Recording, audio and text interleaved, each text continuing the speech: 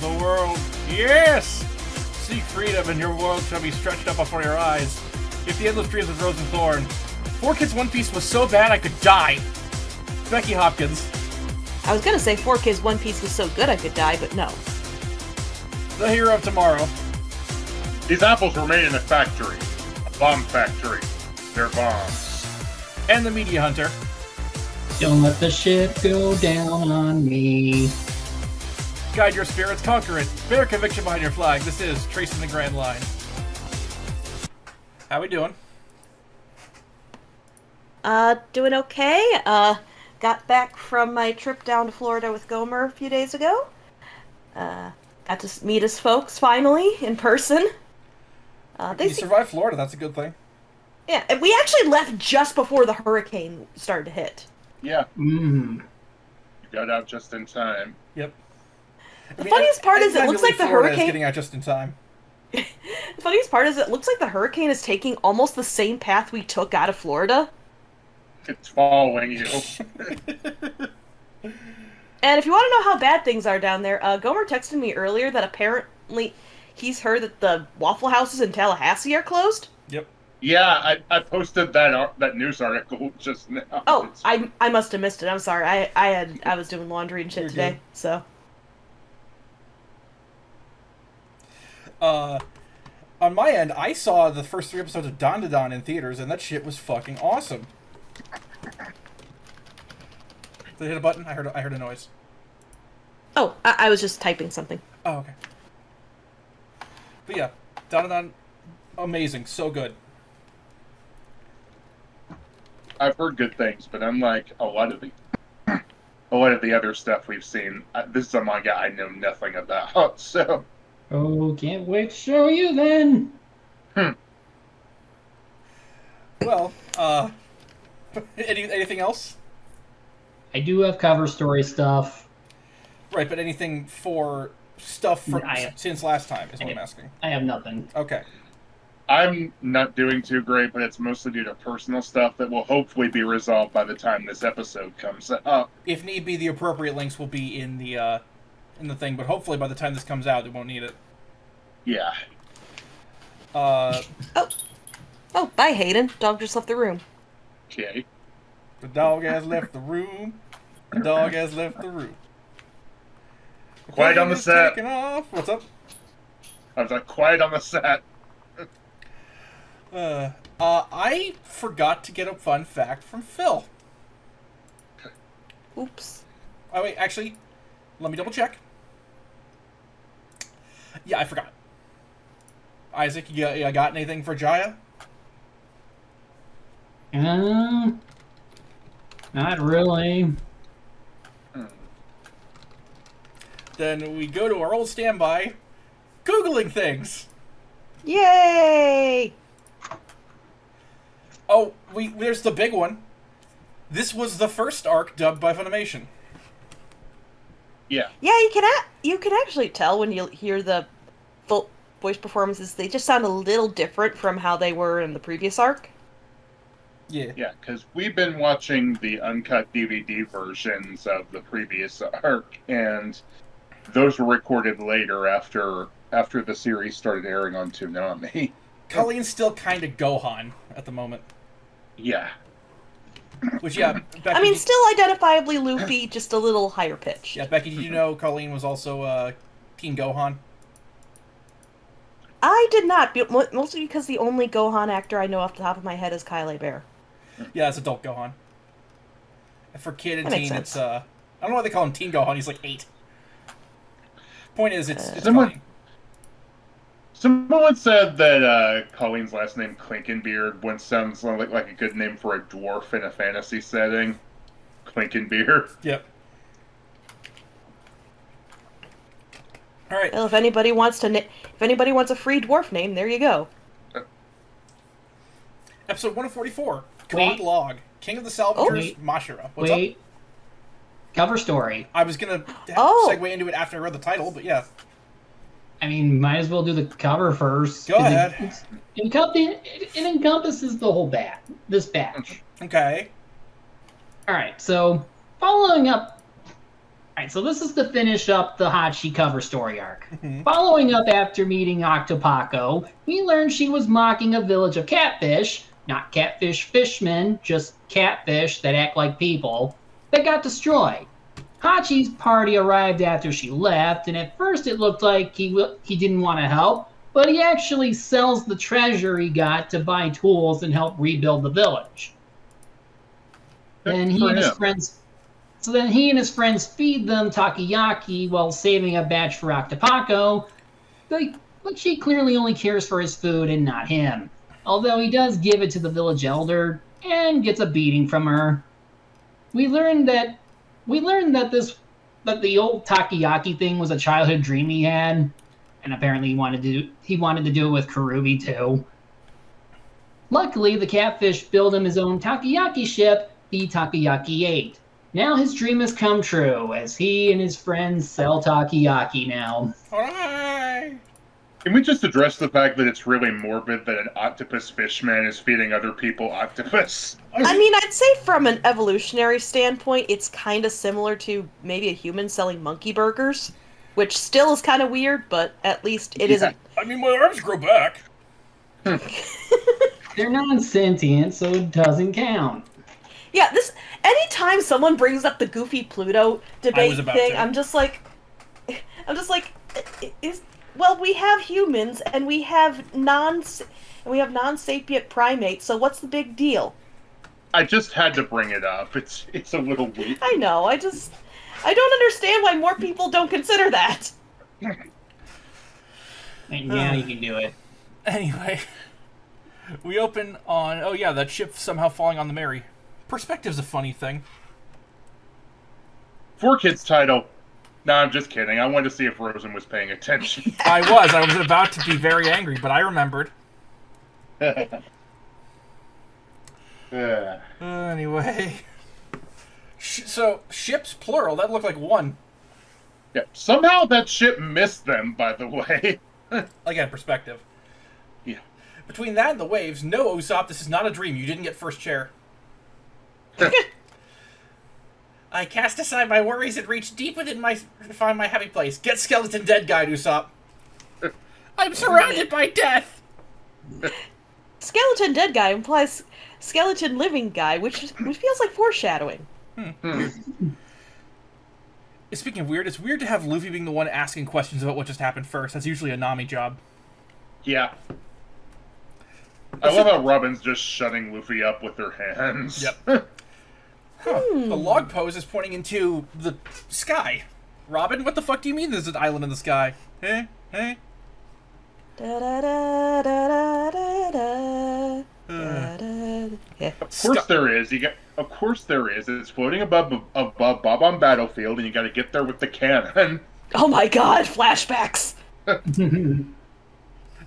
Isaac just put in a clip of Super Shenanigoon 64. I'll let you pick which one. Okay. Sky Island, what a creative name. Yeah. Robin explains that there's an entire ocean in the sky. That fucking rules. Yeah. Did it just hit you? The fact we can't... Oh, I think it's Sanji. Did it just hit you? The fact we can't fly? Just wait. Robinson heard rumors of this, saying they should be able to try. They should be trying to find a way to Sky Island and never doubt the log pose. The Zen of Nico Robin. I like how she's actually doing archaeology here. Yeah, I'd like more of that. I know we're not getting any, but I'd like more of it. Yeah, and everyone's treating her like she's weird for piecing the skull back together, and I'm like, no, this is actually cool archaeology shit. Pay attention. And unlike most archaeologists, Robin isn't actually grave robbing. It just fell into her lap. I think maybe that's what they expected. If only archaeology could work that way more often. Right? Yeah. Also, oh look, the Library of Alexandria just fell into my lap. Also, Sanji with any lady with a fascination for dead things is interesting in my book. Sanji, you're a fake goth. He is absolutely the type to claim he's a goth, but really just wants some goth pussy. Gussy. God, no! Anyway, Robin, being the ship's archaeologist, exhumes the skeleton and starts putting the pieces back together. Luffy and Usopp... Oofy. Yep. That's Oofy. Luffy and Usopp go looking into the broken ships, and wow, Robin's good at this. Sanji's not too bad either. Robin would be really good at that one fucking Ace Attorney puzzle. Da, da, da, da, da, da, da, I meant the vase, but... I know, it's same case, though. Fair. Same base. And we learn that the ship that Usopp and Luffy are now exploring is the Saint Briss. So that's what the ship's figurehead looks like. That. Yeah, it looks like a cut dick. You can make that joke. Briss is French for breakage. That's probably what they're actually going for. But I thought, for those who don't know, Briss is the traditional Jewish circumcision 8 days after a child is born. Also, if your dick has a mouth, you're either an H.R. Geiger creation or there's something wrong with you. Hello, my baby. Hello, my honey. Or Zork. Oh, Zork, yeah. Good old dragon dick. Yep. Why is his dick a dragon?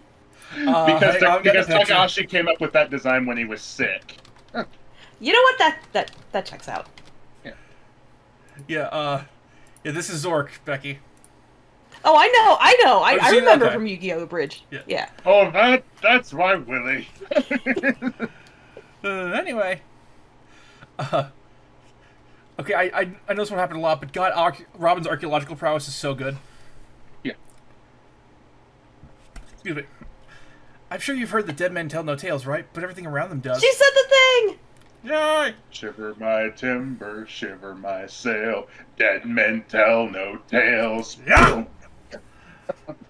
Robin says that they'll find info on the ship's remains, and hey, Luffy found a map. The island's called Skypiea. Nice work, Luffy. And how to get there? Oh my God, the faces. Oh, sorry, good. You.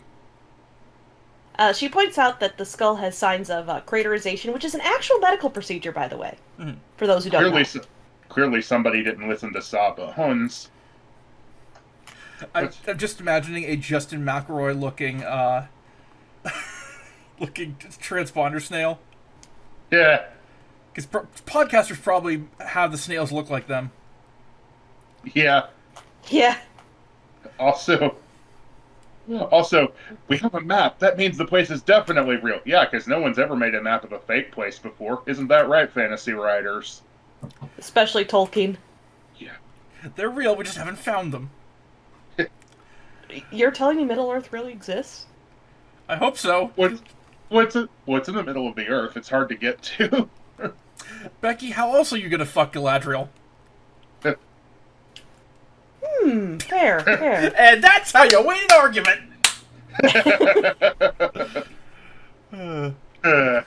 Oh my God, the faces Usopp, Luffy, and Chopper made. Yeah. Just say it's real, Nami. Humor them. And Nami is like punching the mast, angry, and Usopp's just like, "Excuse me, you mind not punching the ship? I put a lot of work into that." Also, can I just say I love it whenever Usopp, Luffy, and Chopper do their happy bro dance? Yeah. Nami says it's time to salvage the ship. No, Luffy, you can't do it. And then I'm wrong, apparently, because, holy shit, the crew's barrel diving suits, and by which I mean they're made out of actual barrels, Luffy's is just double layered, so he actually can go underwater, which is nice. I am shocked this never comes up again. Surprisingly, no. It's really kind of funny that we're only hearing about scuba diving right now, considering that the world is like set like 90% ocean, because like half of the world's population can't swim. So down go Luffy, Zoro, and Sanji, and then they have communication. Oh my God, the Usopp face. Yeah.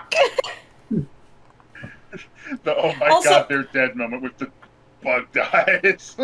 Also, them casually mentioning sea monsters and Sanji casually saying that a snake is looking at him, and Usopp's face while he's saying that. God. That's what we were talking about. Well, yeah, I know, but I'm clarifying that's what Usopp's face is about. The fuck is that in the distance? That's a big old monkey ship. Yeah. Monkey! No, literally, it's covered in monkeys. Fun fact, Tifa happened to show up right as the monkey ship did. Yep. Well, to clarify, we're not calling her a monkey, she just likes monkeys. Yeah, she's a big monkey fan. And here's their captain, Mashura, who's played by Jeremy Inman, who we last talked about as Barbarossa. In Japanese, it's Aruna Tahara, who is Space Navigator Brad Newman in Thunderbirds Are Go. Seki in Gundam 2, Beachhead in G.I. Joe the Movie. Akram Hirata in Gundam 0083. Baduk in Dragon Quest The Adventure of Dai. The Crypt Keeper. Risho in Yu Yu Hakusho. Fumio Koike in Detective Conan. Jasper Baden in the 100 Dalmatian series. Dr. Vic Frankenstein in Toonsylvania. Drew Pickles in Rugrats. Moreau in Master Keaton. Mr. Shu in Hikaru no Go. Ed in Sitting Ducks. Tamara in Planets. President David Hoop in Death Note. Papa George White in Hello Kitty. Defense Secretary Wilson in Resident Evil Infinite Darkness. And the new voice of Ben Beckman starting in 2006. I no longer have to wait for 4 Kids voice actors. Yeah. We're finally free. Mashura's name is an older pronunciation for monkey. Of course it is. We don't know if his tail is real or not. And considering how his design is, we're hoping he actually is a monkey. Yeah, we're hoping he's a mink. Yeah, Half mink, or at least partially mink, because later on they say they're human, but they look like actual monkeys. They look like he straight up looks like a less hairy Donkey Kong. It's upsetting. He's got a tail. Mm-hmm. Yeah. We don't know if it's real or not. Look, just keep away from the full moon called in the case. Victory Hunter. Yeah. What was that? His ship is called the Victory Hunter. Yep. I think he actually says that later. He does. Just in case. Also, I can't believe I skipped over this note regarding when Nami punched the metal that was on the mast. I'm like, okay, are the nerves in her hand just dead now? No, she's just that strong. Because, she no-sold that. She's as strong as she comedically needs to be. I rewatched, I showed Casey Nami versus Miss Doublefinger last night. She could take way more pain. Remember that spike in the foot? Yeah. Yeah. It's just, I'm thinking, between stabbing her hand and grabbing that lit fuse and now punching metal. It's like, Jesus Christ, Nami, you need those hands for drawing your map of the world. Keep in mind how much... And for other things, but Vivi's not here anymore. Becky, keep in mind how many maps Arlong made her draw. That probably killed her nerves. Oh. Dear God, she's got to be immune to carpal tunnel at this point. Her hand is all one solid bone. I guess that explains why she can so effectively punch the other Straw Hats when she gets annoyed. Yeah. She has Tendo's right hand of God. Nami in full ditz mode. Oh my God. Yeah. Usopp discreetly starts pulling the others up. Nami running distraction. I get the feeling Luffy's gonna blow the whole plan. Shockingly, no. Shit! Another note I forgot to read along. I forgot to read along. So, my first reaction upon seeing the monkey ship, especially since it's a symbol monkey as the figurehead, rock and roll Martian, rock and roll Martian. Not the worst song involving Martians I've ever seen. That would be the Butt Ugly Martians theme. Oh God. You're welcome. Luffy already did fuck something up. What's up? Which is still not as bad as the music from the Christmas Martian. Oh dear fucking God. Martians need better music. Anyway. Mars needs music. Anyway. I'm gonna kill him. You may not get the chance. Thank God Mashura's really, really stupid. Well, he is a monkey. Stupid monkey. You're my clone army. I know it's the save on animation, but still. Yeah. They're not getting pulled up, or at least yet. Oh God, all these guys are gross. Yeah. They're all really horny towards Nami, which is unfortunately the theme of this set. Sorry if there's any dinging in the background. My phone just realized I had a bunch of notifications and decided to let me know now. You're fine. I do love Usopp with it. This is disturbing. I was about to joke that Zoro tries to take the swords off the wall in the ship they found, but he actually does it, and they break immediately. Yeah. Zorotion will do that. Yep. Sanji, why the fuck are you smoking in your wooden suit? Although for some reason Zoro brought his own swords down there with him, which isn't a good idea. It's for protection. I'll just slice the rest off. Keep that in mind for later. What? Becky? Anyway. Oh, God. Oh, and I just now noticed... I just now opened the Twitch chat to see Gomer. Hi, Gomer. I love you. Yeah. Anyway. Yeah, Sanji, why the fuck are you smoking in a confined airspace in a wooden barrel? His suit just explodes. Thankfully, it didn't look lit. Yeah. Well, it looks like some shit went down. I'll just hope that he didn't light the cigarette. He just does it because oral fixation. Oral fixation, and he can't exactly blow Zoro. Yeah. At the moment. At the moment, yeah. Zoro opens a treasure chest, but it's empty, save for a single feather. And oh my god, the stupid symbol monkey's a fucking UFO catcher. Yeah. And it's brought up by Mashura blowing into this horn, so I wrote, "Play the forbidden note." Can't stop addicted to the shindig. Don't Also, you lecture me with your $30 haircut. Also, I hope Sanji wasn't ogling that picture of the lady he found in the ship. That lady's probably long dead. It's the bit from the riff tracks of House on Haunted Hill. She's still alive in '83, people. That's my mom. Awkward. Damn, he's got some insane breath control. Not a bad idea, not a bad technique, frankly. Luffy, Zoro, Sanji, y'all gotta. Oh no, you fucked something up.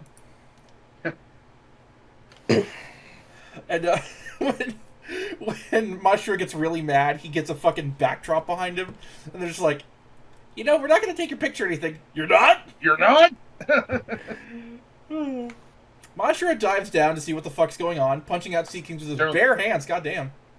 Now, before that, his crew is like, we found a smaller vessel down there. What's this ocean gate, man? Oh. Monkey punch, R.I.P. Yeah. I was about to say rip in pip. Anyway, Mashura arrives at the ship and confronts them, and quickly changing to a civil conversation. And then we see a giant turtle that eats them. That's a huge bitch! Yeah. Turtle. It is a turtle. A monster turtle. It's the turtle It's from the that- mask. Either that or, let's see, either they got eaten by Snappy or they got taken to Great Bay. Exactly, like I said. Johnny is painting. This Either episode. that or they're playing the tip-top game. Hey, this is a good episode. Yeah. Yeah. Any other thoughts on it? It's a weird start to the art, but it's an interesting one, and I like how this actually feels like how you do ocean exploring in this world. Yeah. Which is like underwater ocean exploring, which is something we don't get that often in this series. Mashura could have been a really annoying character, but I think he's funny. Yeah. Funny monkey. Or harmless enough. Yeah. Episode 145. Monsters appear. Don't mess with the Whitebeard pirates. We open on the crew freaking out about the giant turtle that just ate 3 of them. Robin's the only one not completely losing it and or in denial. Yeah, most definitely eaten. I can see the air hoses dangling from its jaw. How is this Nami's fault? A sea monster ate my friends and my ice cream, said Chopper. Oh shit, the ship.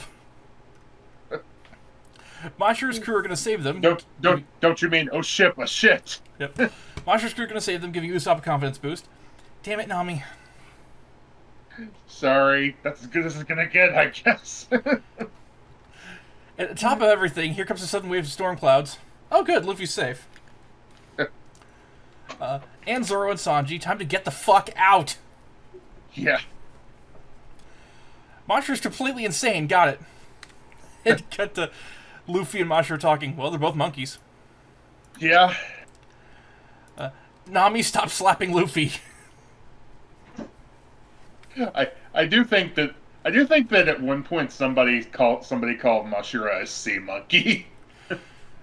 Okay, they didn't even know that they were in the turtle. Speaking of, what's got that turtle freaked out? Probably Mashira. Nope. Zoro and Sanji prep for battle, but right now they got bigger problems. What the fuck is that? Well, that's What the fuck are those? Be you angels? And we said, nay. I don't fucking know. We are but men. I can't say that for certain, frankly. Even is Zoro is afraid. Is this the prologue of Nausicaa? Jesus Christ! I used my Majora's Mask joke too early. I was like, even the turtle's afraid. And okay, we need an edit with even Speedwagon is afraid. Yep, that's what I was getting at. Just put the Speedwagon hat on the turtle. Yeah. Didn't just be Bungie. Chopper falling for all of Usopp's shit is hilarious. Yeah. Oh, I skipped ahead a bit. Time to get the fuck out. Whatever those things are, they're not worth sticking around to find out. Yeah. They're safe now, thank God. And I think it's Robin. The Grand Line... No, it's Sanji. The Grand Line is a parade of mysteries and annoyances. Also, Mashura is still on the ship, but they get him off easily because they smack the monkey. Don't you know you gotta... Chopper falling for all of Usopp's shit is always funny, as is Luffy parading around that knight armor. Yeah.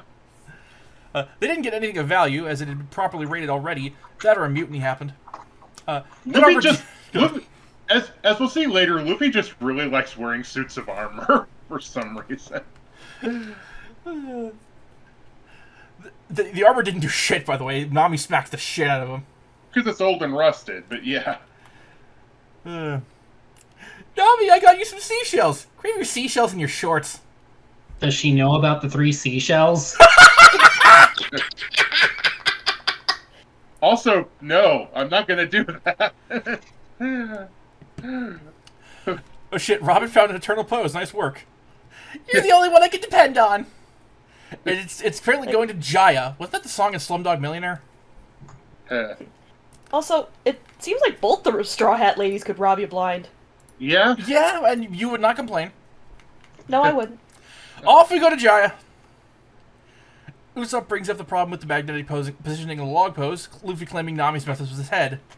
And, wow, okay, Zoro brought an octopus on board. They made that takoyaki fast. So yeah, off to Jaya to Also, find...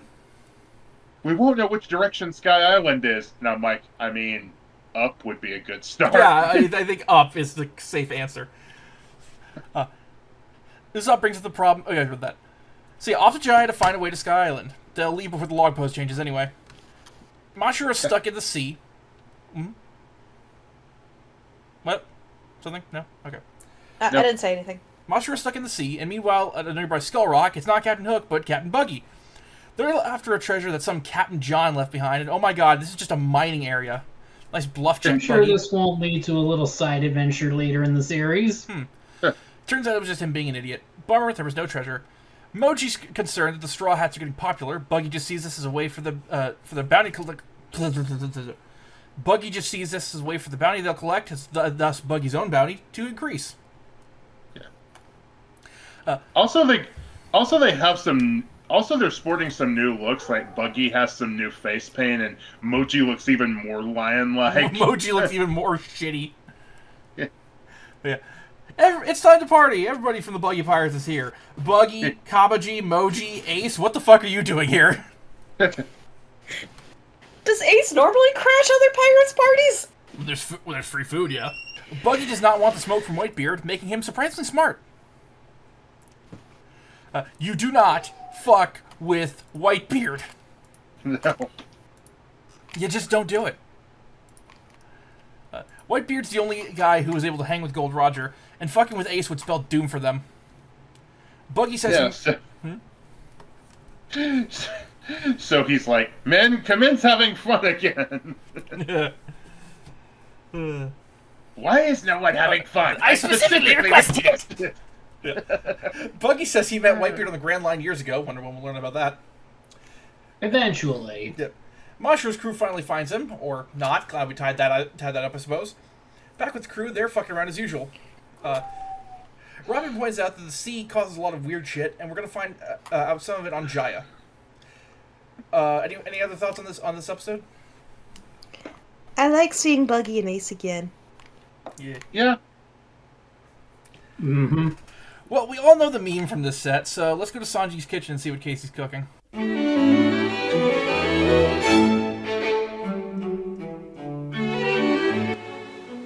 Oh, hi. Hi guys, welcome to Sanji's kitchen. Apologies for the lack of cooking. Life and other things have gotten in the way a lot. So we are back, and this time we're doing a stew. You know, it is wintertime at the time of this video and podcast recording, so it works out in the end. But what kind of stew? Well, apparently according to it's on the One Piece cookbook, it is the hot rock stew, specifically Lakeside Campsite. Not sure what it is, but apparently in the manga it's from volume 27, chapter 253. It does say it's a rich pork stew with no ryuks required. And honestly, we'll see how this goes. Now, the one thing neat about this recipe, it does serve 4, but because it's just me and Rosen, we're only gonna do 2, so we might have to trim some of these ingredients down in half. But what do you need if you want to make this recipe on your own? First off, you need 21 ounces of pork butt, whole, or pork shoulder with the fat cat removed. Who am I, Mr. Sausage? Who can butcher a giant pork butt or pork shoulder? And I saw what big they are at the grocery store, so they're huge. But luckily enough, I found some diced pork that also works for stews, so yay! And also it's about a pound, so that works out for what we need for half this version of the recipe. You also need half a teaspoon of salt, a little bit of black pepper, 1 clove of garlic, 6 mushrooms. We're gonna get to talk about mushrooms in just a second. Half a peeled yellow or white onion, 1 tablespoon of vegetable oil, 2 tablespoons of butter, 1/4 cup of flour. Here's where it gets crazy. 1 2/3 cup of red wine. Yeah, we're getting that fancy here, folks. 1 2/3 cup of chicken stock, 2 bay leaves. Here's where this recipe loses me. Raisins, 1 ounce of raisins, and 5 tablespoons of ketchup. I don't know why we need raisins for the stew, but apparently Sanji says that red wine and raisins are the key. Are they, Sanji? Are they? We're gonna find out together. I do mean together. So there is something a little bit different for this recipe because you know me, I love my minced garlic jar. I really, really do. Rosen recommended I buy a bulb of garlic for this time around. And I know he can't hear me in the other room while he has his headphones on. Yes, I can. Okay, he can apparently. We are going to do it. This will be the first time actually cutting a bulb of garlic. Look how interesting it is. And the fun fact, if you eat a bulb of garlic as its own, it's spicy. You want to know how I learned about that? Bully Brothers Dragula Titan Season 2, Episode 4, Maserati Beach Party episode. Why is it spicy? But I get to show you how we're going to do this garlic. I actually have never done this. I had to look up videos how to do this. So we'll start off with cutting this bulb. I'm trying to make sure I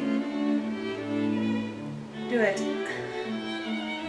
Because the first thing we have to make sure is we have to cut this garlic in half and remove the germ. I don't know what the germ is. I think it is this top part. But we have to peel all of the garlic. I do mean all of it. Let's get started with the garlic first before we get onto the meat. Now, I had to rewatch a couple of the videos about the shedding of this bulb.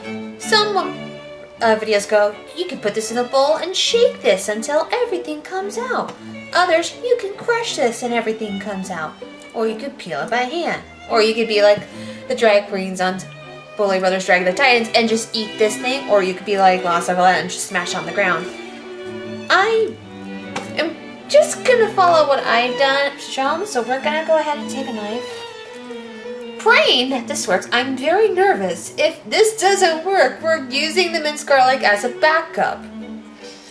So, we're gonna go ahead and crush it. Oh my god. Oh.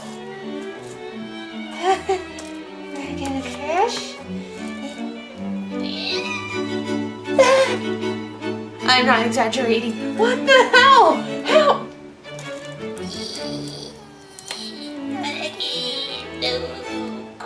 Crap! What the hell? I got a bit.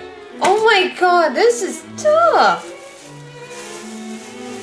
Like, damn you, Nick's Kitchen! You lied to me about trying to smash this thing.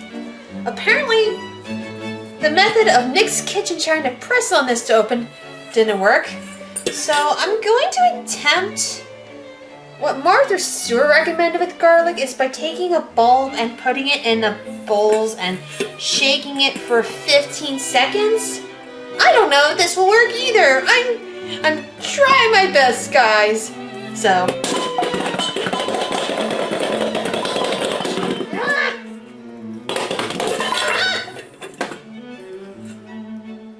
I'm okay.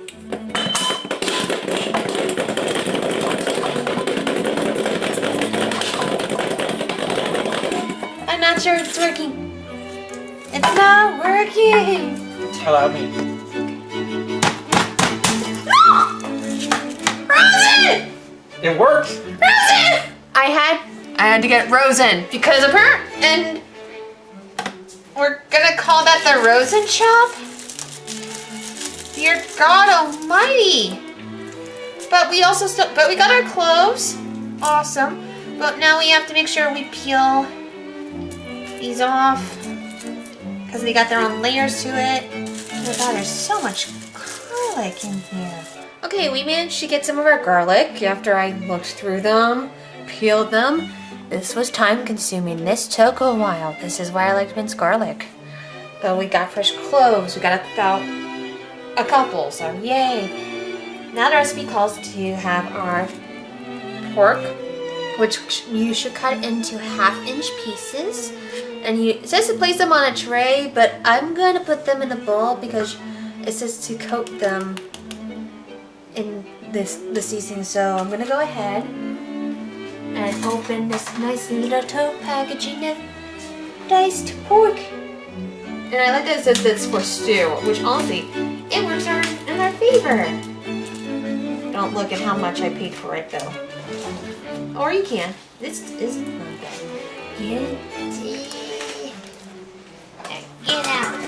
Now we're gonna go ahead and we're gonna take our 1/4 cup of flour. You can go ahead and do the access, the sink, and then we go ahead and put this in like so.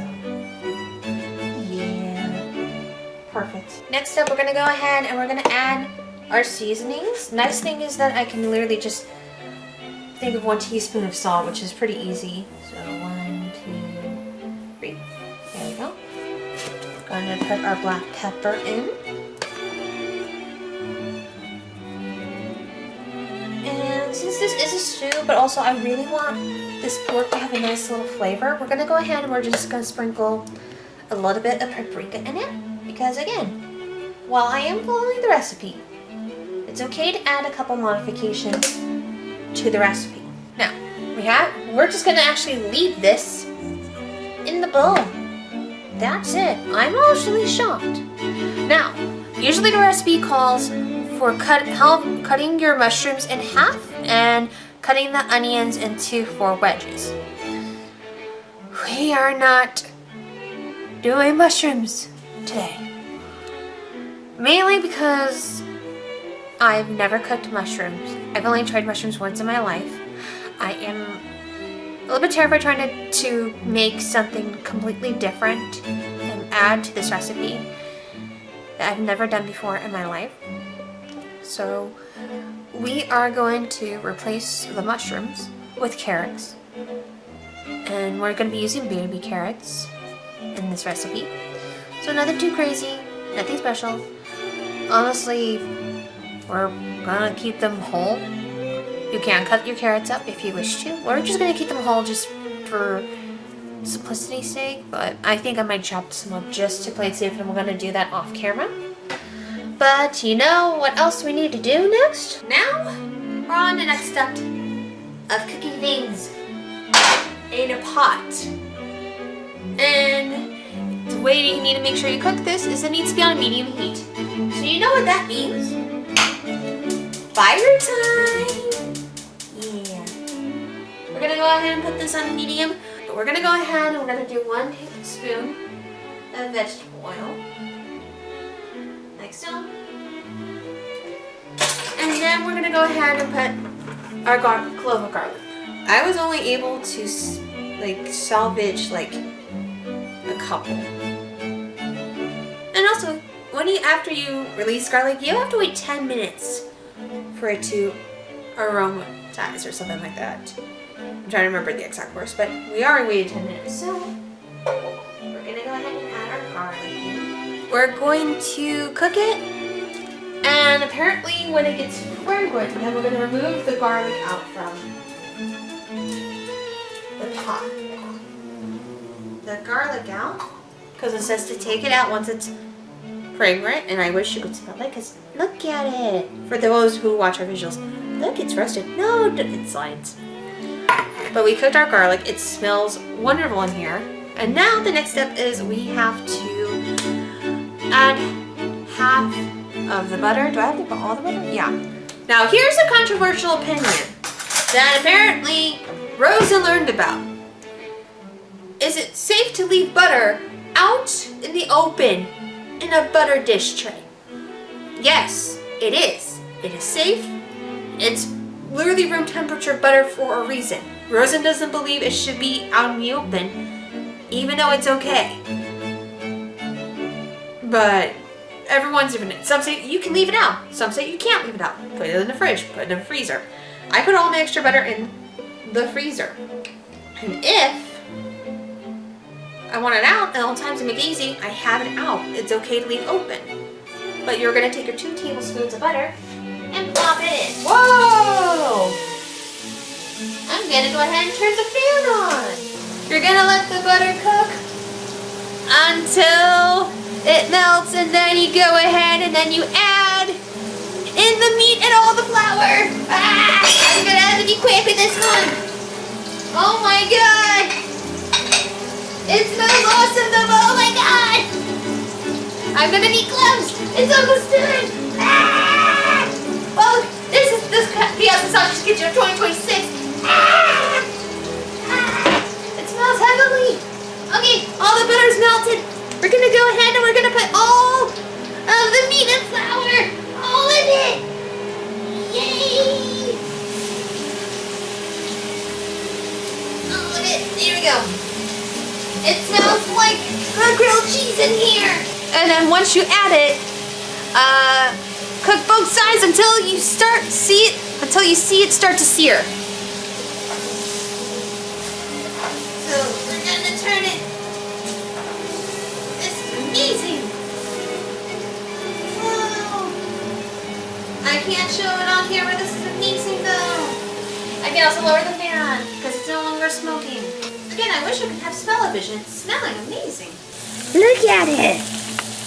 It's so good. It smells good too. I wish you could smell it. The next thing that we need to do, since we have it's searing, it recommends that we add the red wine, which we do.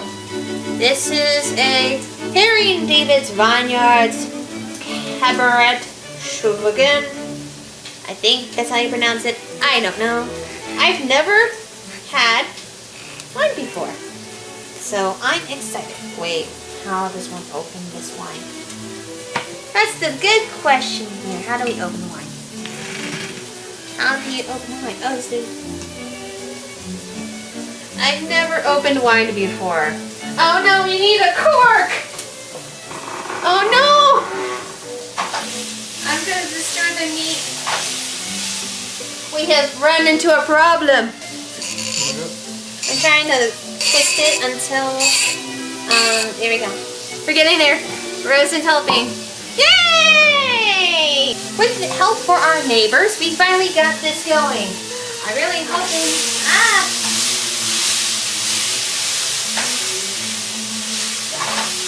at least the good news, me, like, not having us have a hard time trying to open it, and trying to maneuver in ways to try and get this going. At least we got it. Now, we need about 1 2 cups of red wine. And yes, this is for liquid, so you need to make sure that you're measuring with liquids in here. And there we go. Now, we add the red wine. Be very careful. Now that we have added our red wine, which I'm going to show you right now, look at that. It's alcohol and pork. Yay. We will be cooking this until the alcohol has been brought to a boil, which right now, it kind of is, but not fully. It needs to be fully in the boil.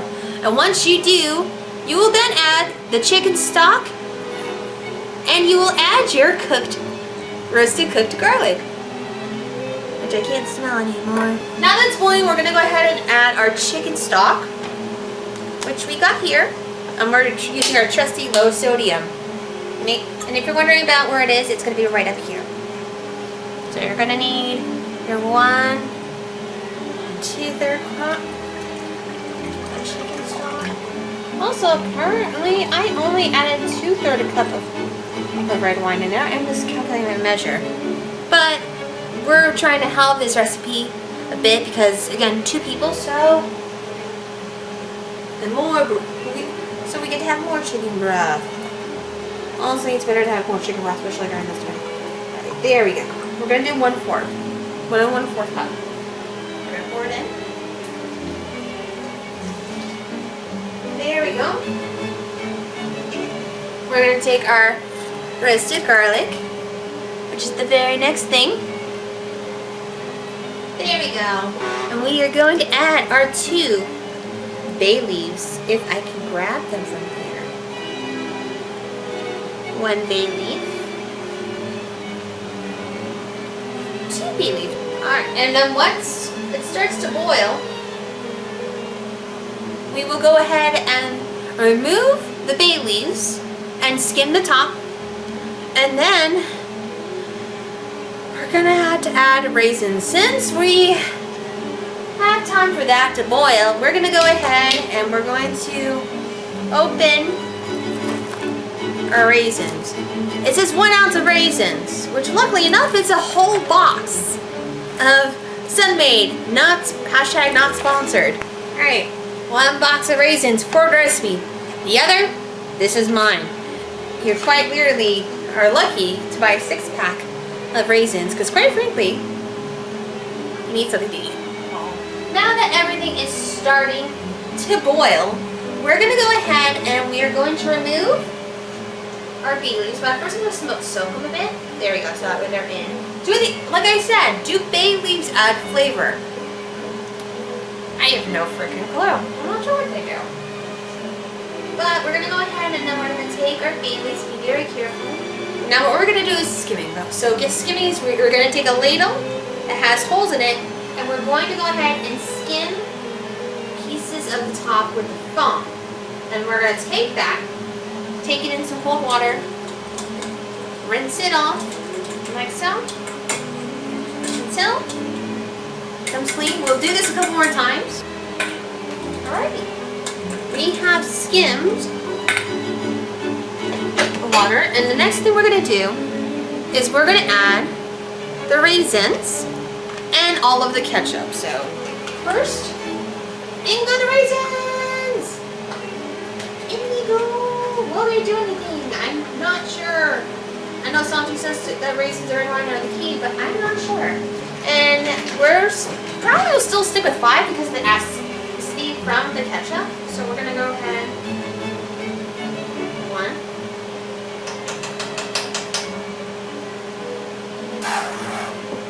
2.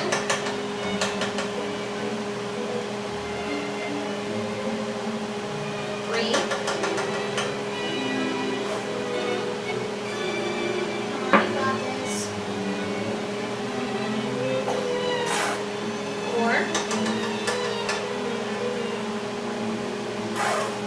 Almost there. 5.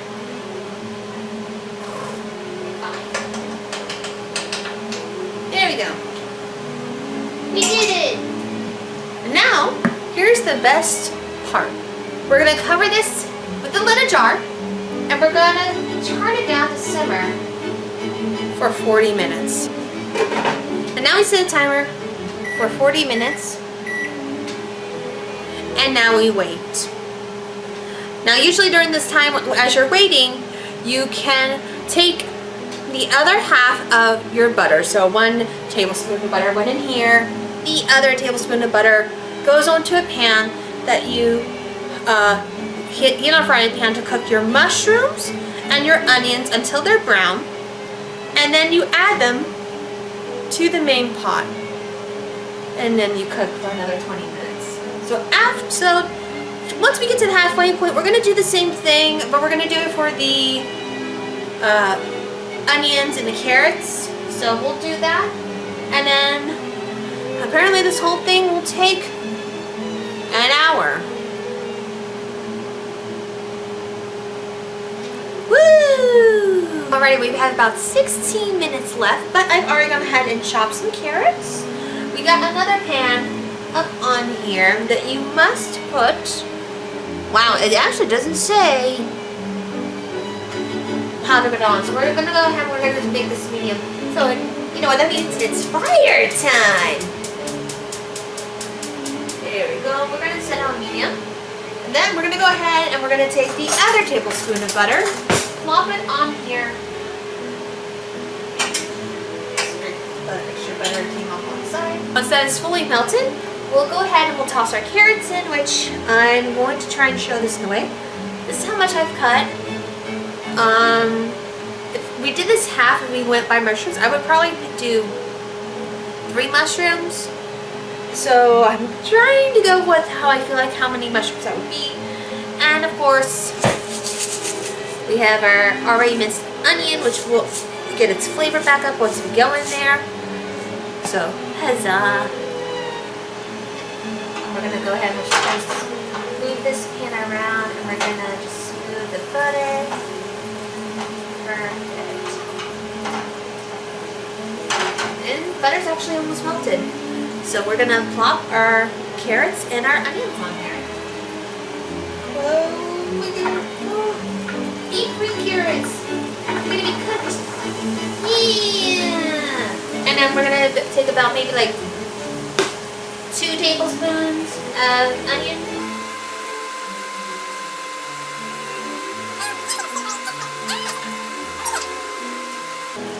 Or okay, we're back to 3 then.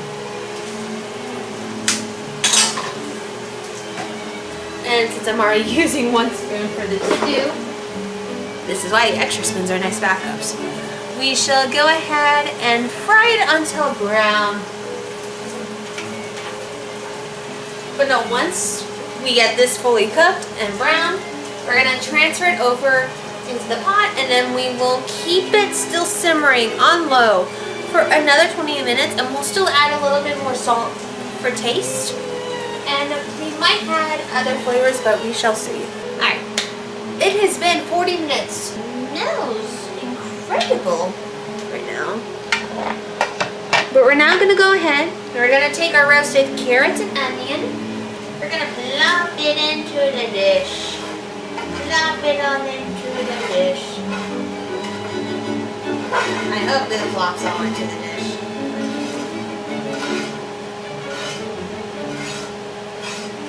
There we go. And then we're gonna use a different spoon. We'll go with this one. We're gonna go ahead and stir. We wanna help incorporate a lot of the stuff. I'm also scraping the bottom of the bowl. And then, while still on low, we're gonna go ahead. We're gonna add some more salt to taste. We're gonna, here we go. Add some salt. And then, because this is technically a soup, not a soup. Technically this is a stew. I would like to maybe add something else to it, but I think we'll just stick with salt because this is my first time making it. So, I will say it's becoming more like thick than stew-like. But we shall see. We're gonna go ahead. We already got the carrots and stuff incorporated in there. Okay, we put the lid back on the jar. It's the jar itself. We're gonna go ahead and set a timer for 20 minutes. If the timer thing will set. There we go. And then hopefully it shall finally be finished. I hope so. We'll find out together. See you in 20 minutes or in this next jump cut. We have just turned the stove top off. I'm just doing a quick turn of the stew. And then, with that, where are the gloves? There are the gloves. Because I want to show the camera. And also to our audio listeners, it actually smells and looks like a stew. I just smell the red wine on it, but look, for our visual audiences, it's slipping. Look at it. It's amazing. And you know what that means? It's time to eat! Yay! We're gonna go ahead and do spoons. Go ahead and get a piece of meat and a piece of carrot. And then we're gonna go ahead. Cheers! Hot. It just came out. It just came out. It just came out. It's really good though. It just came out. Hot. Hot. It's hot. Oh, it just melts. I'm trying. It's hot. It's hot. Oh, I got the soup pork. Whoa! That's really good. Hot. That is. I can't get the beef. This is easy S rank. This is phenomenal. I can't get the beef. I'm trying. You mean pork? I'm hard. I can't. It's hot. It just got out. It's hot. I'm trying. Okay, I needed to actually now taste the pork. I'm having a hard time because it's a big piece. Whoa, that. Again, it just melts off. I just ate a ton of fat. There we go. It's so good. I was so skeptical about this one. What the hell? That's an S for sure. That is fantastic. I don't. Here's the thing. I smell the wine. I don't taste it. It burned off completely. Holy sh. You can swear, you're fine. I know I can swear, damn you. But Anyway, right. But, okay. Now, in terms of Sanji's Kitchen, where we rank if S, this needs to be on our menu, and F, we can toss it off the shed and never to be seen again, I say this is an S tier. This, here's the thing. We switched out carrots for the mushrooms, and honestly, I think that was a smart decision. It adds more heart to it. We should try the mushrooms at some point. We should try the mushrooms at some point. We'll add the carrots as well. But like, it's like a hearty, warm dish. It's really, really good. The pork is. I wish I could have cut to me cutting it on over here. On I think I got it. Like I was bit off a piece. Yeah, but no, it is. Rosa can't even be on camera. He's too tall. It quite literally was ripped apart. It's very good.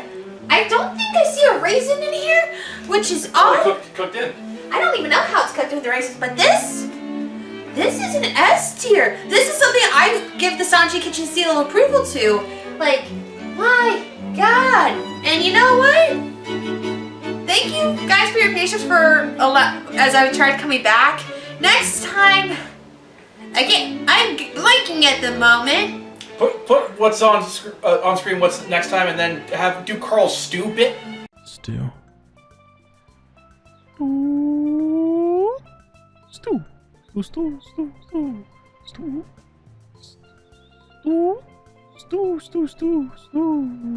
But also, it's either gonna be that or surprise tourism. We're probably gonna go to the One Piece Cafe that's open in Little Tokyo. Oh yeah, of course. That'll either be the next episode or it probably would be something with food. That's all for now. Let's please eat.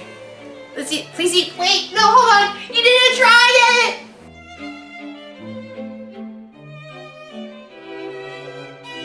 And we're back. Episode 146. Okay. Anyway. Episode 146. Mocktown, the town of ridicule. We open on some bar, presumably in Jaya. This guy Roshio, who I've been told is not important enough for voice notes, so we will refrain this time. Also, one of the people in the bar definitely said women are the devil. But yeah, there goes his hand. He's proclaimed a cheat by his opponent Bellamy, who calls over. I'm sorry, but in the manga, this is a lot bloodier. Yeah, I had a feeling. I'll actually save it. I'm sorry. I'll save it for after the voice notes. You go ahead. Okay. Bellamy's played by Justin Cook, who we talked about as Bogart. In Japanese, it's Wataru Takagi, who was Daffy Duck, Luke and Cinderella, Iceman, and Captain America and Spider-Man and His Amazing Friends. I'm going to take a drink now, because... Oh, Jesus, Hayden! That one. It's voice notes time! That's funny. Oh. Godin and Okay. Samurai Pizza Cats.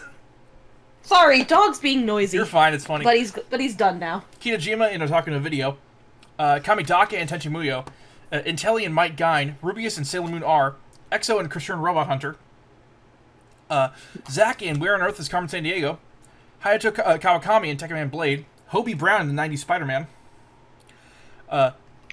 Smudge in The New Adventures of Woody the Pooh, Heihachi Mishima, Genta Kojima in Detective Conan, Zangief, Gen, Birdie, and Aeon in Street Fighter Alpha, Pepe the King Prawn and Salmonella in Muppets Tonight, Mitsuruki and Soul Edge, Garrod Ron in Gundam X, Swordman and Frostman in Mega Man 8, Ryu and Yang in Street Fighter 3, Lukey the Mafia Kid in South Park, Cheetor in Beast Wars, Cracker Jack and Outlaw Star, Kenji in Initial D, Zoro in the production IG One Piece movie.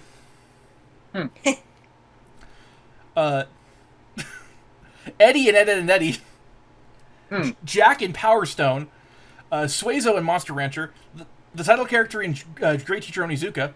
Komodo Joe in Crash Team Racing. Mac in The Nuttiest Nutcracker. The current voice of Django. Dino Stego in Dinosaurs. Tip in The Little Mermaid 2. Masaru Aoki in Hajime no Ippo.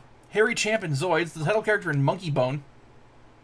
Tokagero in Shaman King. George Tatsunami in S. Cryed, Oslo in Fighting Foodons, Brad Vickers in Resident Evil, Skid McMarks in Ratchet & Clank, Kanayama in Zatch Bell, Dr. Yabu in Dead Leaves, Wong in Burst Angel, Nermal in the live-action Garfield movie, Ganju Shiba in Bleach, Keiji Yagi in Akagi, Jan Valentine in Hellsing Ultimate, Rico the Skunk in Stuart Little 3. Yes, there was an animated Stuart Little 3. Yeah. Officer... I think I actually accidentally caught a few seconds of it flipping channels one day. Officer Lester in Monster House, Gulliver in Animal Crossing, Toby in Naruto Shippuden, Zeng in Kung Fu Panda, Philo in Delgo, Enzo in Bayonetta, Harada in Durarara, Alberto Vist in Gundam Unicorn, Jetstorm in Transformers Animated, Dr. Blowhole in The Penguins of Madagascar, Barry Wheeler in Alan Wake, Peak and Angus McDougal in Cats and Dogs, The Revenge of Kitty Galore, Cubot in Sonic, Matazard in Arthur 3, The Revenge of Two Worlds, Gutsy Smurf in the Smurfs movie, Knuckle Beane or Bine in Hunter x Hunter, Waffles in Rango, the Blacker Bear in Anarchy Reigns, Flim in My Little Pony, Okuyasu Nichimura in JoJo Part 4, The fucking goat!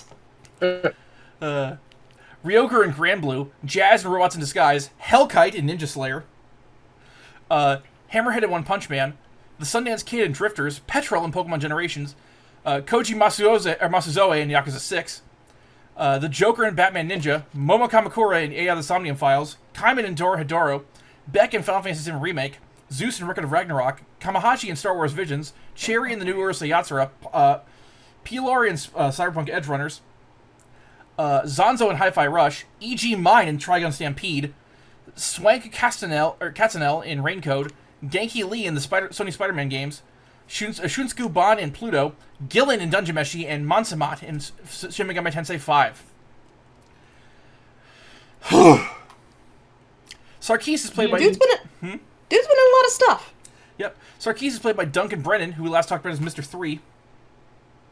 In Japanese, it's Yuji Ueda, who was the narrator in 100 Girlfriends, as well as Rikuo, John Talbane, and Lord Raptor in Darkstalkers, Riden in Escaflowne, Akito Tenkawa in Martian Successor Nadesco, Brock and Mimi in Pokemon, Orion in Street Fighter 5, or Street Fighter 3, Jin Saotomi and Strider in Marvel vs. Capcom, Billy Lee Black in Xenogears, Blanca and Vega in Street Fighter Alpha, Claude C. Kenny in Star Ocean, Daily Wong in Bubblegum Crisis Tokyo 2040, Keitaro Urashima in Love Hina, Hojo in Inuyasha, Trey Racer in Shaman King, Makoto Takei in Fruits Basket, Mr.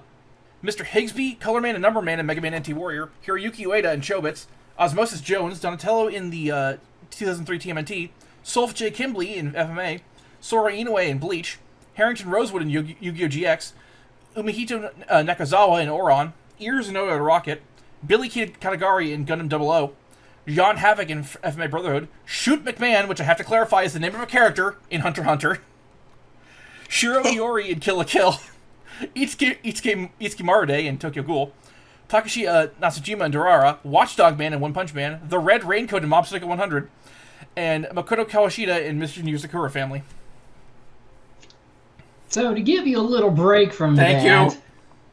The manga was a bit bloodier with this, because as Roshio was trying to collect his earnings, Bellamy just stabs his hand with a knife. Well, damn.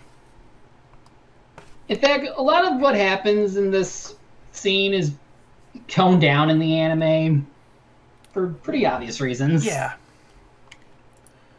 Well, that escalated quickly, and there goes Roshio. Back on the Mary, the crew's having trouble finding Jaya. Also, apparently, all of this happened at a bar called Wild Cherry. Play that funky music, Pirate Boy. I would have thought it was a salty spittoon. Yeah. They're very tough. Tough, yeah. Back on the Mary, the crew's having trouble finding Jaya, despite it being close by. Dead seagulls, that's a good sign, right? Also, before that, Chopper's working on his 10, and I'm like, you have a fur coat. How the fuck were they shot? There was zero sound. I do wonder if Sanji can make seagulls edible. I did look it up, and apparently you can cook seagull meat. It's a little bit tough and gamey. Tastes kind of chickeny, kind of fishy, because it's, they're water birds. Yeah. But I imagine that, if you stew it, like Sanji mentions he's doing later, or at least some other method of tenderizing a tough meat, it'd probably be fine. Yeah. You better make sure to clean those first. Seagulls are very dirty birds. Yeah. So yeah, it turns out someone did in fact make that shot. This is Van Auger. He's played by Barry Yandel, who we last talked about as Bon Clay, and in Japanese it's Masaya Takatsuka, who we last talked about as Ian. And more people. Here's Jesus Burgess. Not to be confused with Jesus Jones. Who's played by Phil Parsons, who we last talked about as Flip, and in Japanese it's Setsu Inada, who we last talked about as Lake. Easy work, So hooray. two things. What's up? Two things. Yes. One, I guess in like the original Funimation version before they went uncut. Jesus originally had the name Jesus with a C. Yeah. And then the other thing, I don't know if it's this scene or a later scene where he's doing this sort of thing. There is a Panda Man sighting. Also, if they wanted to avoid calling him Jesus, why didn't they just call him Jesus? Jesus sounds pretty Jesus, if you ask me. Hooray, they he's reached among- Jaya!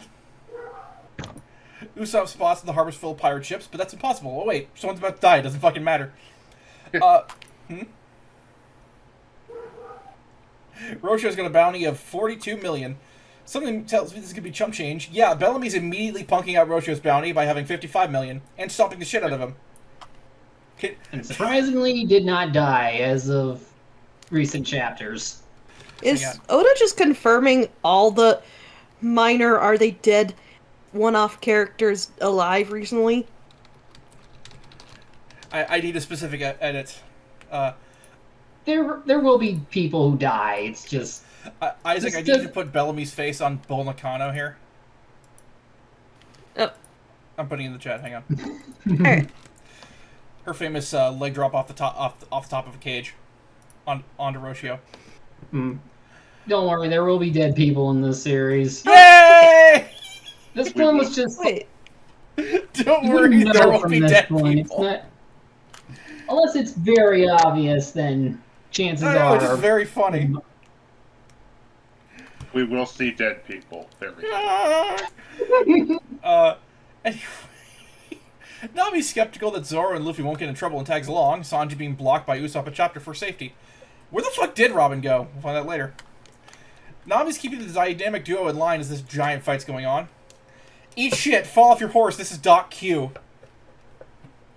It's played by Kenny Green, who last talked about as Eric.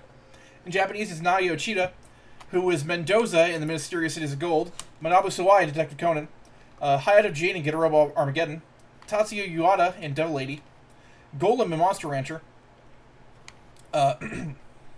Snowbell in Stuart Little, Clopin in The Hunchback of Notre Dame, Toto in Winchester Robin, Captain Hook in House of Mouse, Preminger in Barbie and the Princess and the Pauper, Somalia Parker in Yu-Gi-Oh! GX, Phineas T. Ratchet in Robots, Kurosaki in Akagi, Ace Hardlight in Ratchet Deadlock, Soichiro Yagami in Death Note, Luwak in Black Lagoon, Mamoru Uchiha in Naruto, Yuji Endo in Kaiji, Dr. Cockroach PhD in Monsters vs. Aliens, Patrick Patrickson in Claudio the Chance of Meatballs, Giovanni Auditore Ferenzi in Assassin's Creed, Otto Miras in Gundam Unicorn, Nobunaga Hazama in Hunter x Hunter, Oda Nobunaga in Drifters, Dracula in Netflix Castlevania, Jack the Ripper in Moriarty the Patriot, Daigo Kagamitsu in Dororo, Askeladd in Vinland Saga, Delling Rembrandt in G-Witch, Corporal Darth in Live Alive, and Terra's grandfather in Shy.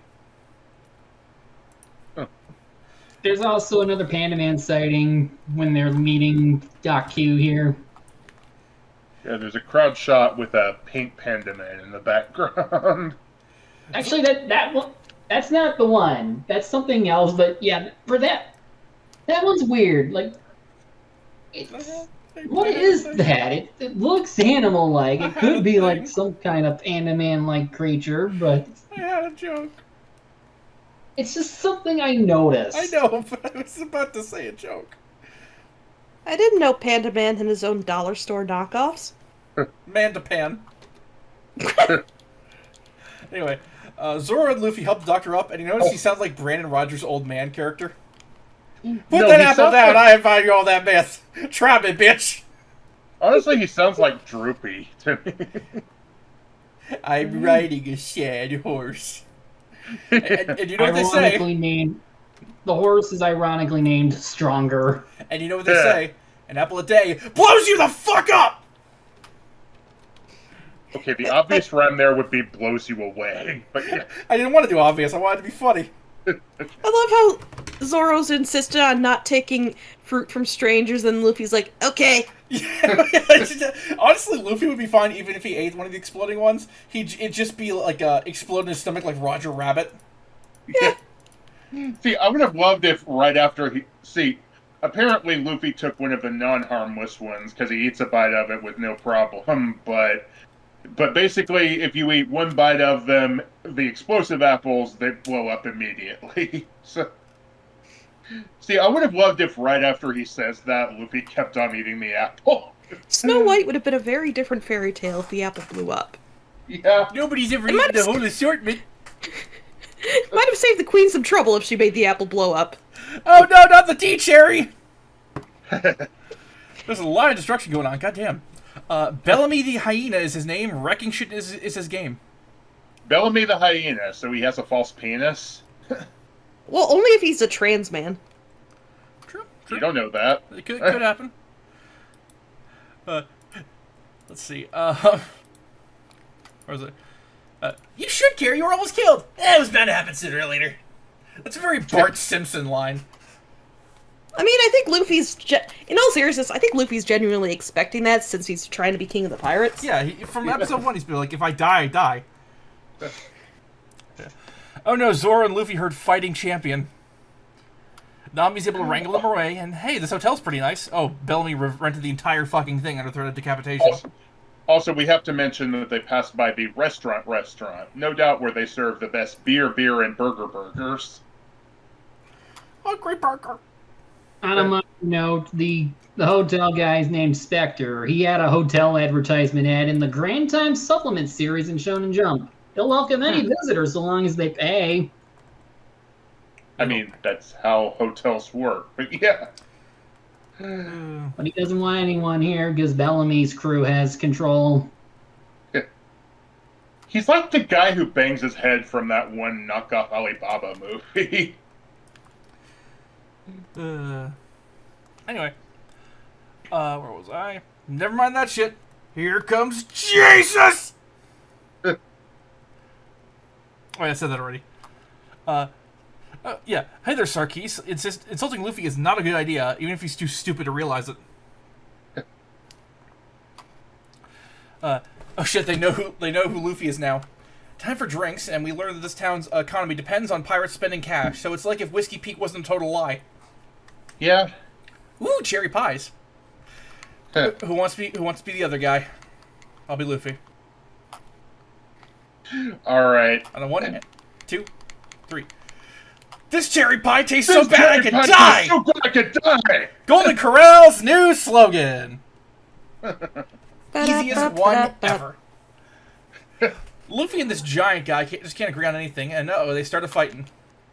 And we get Luffy's like, I'll take 50 steaks to go! And the other guy's like, I'll take 51 cherry pies! And it just keeps escalating from there. Why are you guys even competing? What is the point? It's like a fucking steak measuring contest. As the guy walks out, Bellamy walks in, and he wants to collect on Luffy. Also, that's a pretty small package for 50 cherry pies. Maybe it's in slices. That would mean even bigger package because you have to like divvy it up properly. The Bellamy pirates enter with a holy shit! That is a big knife. How come everyone I meet in this town is so tall? No, Luffy, you're just short. And you haven't seen Tall yet. How come everyone I meet in this town is so tall? Anyone coming to the wedding? Yeah. Except Eli. Or Zen. Jesus fuck! Bellamy slams Luffy through the damn bar. Face first. Yeah. Good thing he's made of rubber. Nice save, Zoro. I'm not gonna say it. Thank you. We're free. You know we're free. Luffy's ready for a damn fight. Let's see how this goes. Before that, Nami mentioning the Sky Islands causes a hush throughout the bar, followed by uproarious laughter. God, this bar is full of dicks. Yeah.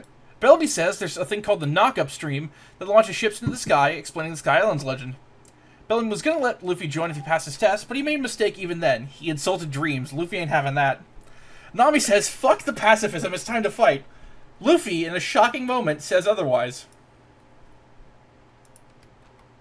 I love how this scene kind of feels like a parallel to Shanks just no-selling getting the drink broken over his It becomes head. a lot clearer later, yeah. Yeah.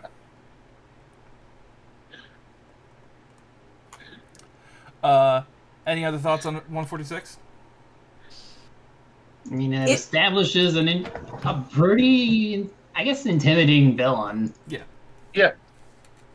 Yeah, Well, it's an interesting he's not that setup. intimidating. He's not that intimidating for right now, but yeah. I thought he meant Bellamy.